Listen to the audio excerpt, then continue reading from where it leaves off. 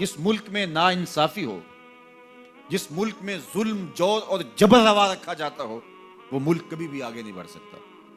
وہاں کبھی بھی سکون اور کبھی بھی طمانینت نہیں آ سکتی. وہ ملک کبھی بھی اپنے پاؤں پہ کھڑا نہیں ہو سکتا جہاں انصاف کا دورہ نہ ہو. آج کل کہا جاتا ہے سستا انصاف.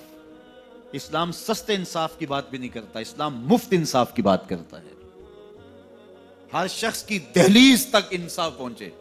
اور اسلام نے انصاف کے تقاضوں کو اس انداز سے پورا کیا کہ میرے اور آپ کے آقا و مولا کے دور ہمایوں میں بنو اسود کی ایک خاتون چوری کر لیتی ہے اور اس کے ہاتھ کٹنے کا حکم ہوتا ہے، تو حضرت اسامہ بن زید رضی اللہ تعالی عنہ کے ذریعے سے حضور سے سفارش کی جاتی ہے کہ یہ قبیلہ نیا نیا اسلام لایا ہے، ان کی خاتون کا ہاتھ کٹ گیا تو کہیں یہ اسلام سے ہٹ نہ جائیں، تو کوئی نرمی برت لی جائے.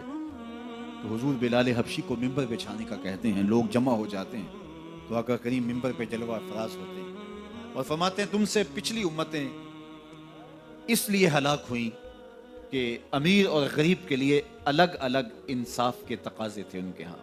فرمایا میری شریعت میں ایسا نہیں ہوگا. اور پھر ایک تاریخی جملہ میرے حضور نے ارشاد فرمایا کہ اگر میری بیٹی بھی چوری کرتی میں محمد اس کا بھی ہاتھ کاٹتا.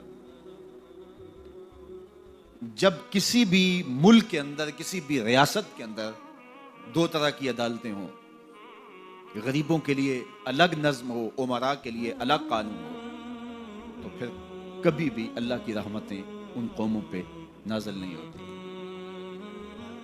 آج تو جیل کے اندر بھی الگ الگ خانے موجود ہیں، تھانوں کے اندر بھی غریب مار دیا جاتا ہے، اس کی کھال ادھیڑ دی جاتی ہے، وہ اونچا سانس نہیں لے سکتا. اور با اثر لوگ تھانوں میں بھی دامادوں کی طرح رہتے ہیں اور وہاں بھی انہیں مہمانوں کی طرح رکھا جاتا ہے. اور عدالتوں میں جو ہوتا ہے وہ کسی زمانے میں کہتے تھے کہ وکیل کر لو، اب کہتے ہیں جج کر لو.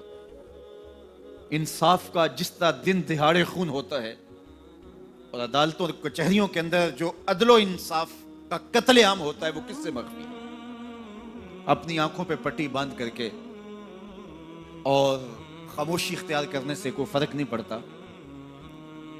آج ہمارا عدالتی نظم انصاف نہیں دے رہا. اگر ہم چاہتے ہیں کہ یہ ملک آگے بڑھے اور مستحکم ہو تو نظام عدل کو درست کرنا پڑے گا. عدالت کے اندر خلیفہ وقت بھی کھڑا ہوتا تھا اور ایک ذمی بھی کھڑا ہوتا تھا اور اس ذمی کو پتہ ہوتا تھا کہ میرے ساتھ ناانصافی نہیں ہوگی، تو معاشرہ پرسکون ہوتا تھا.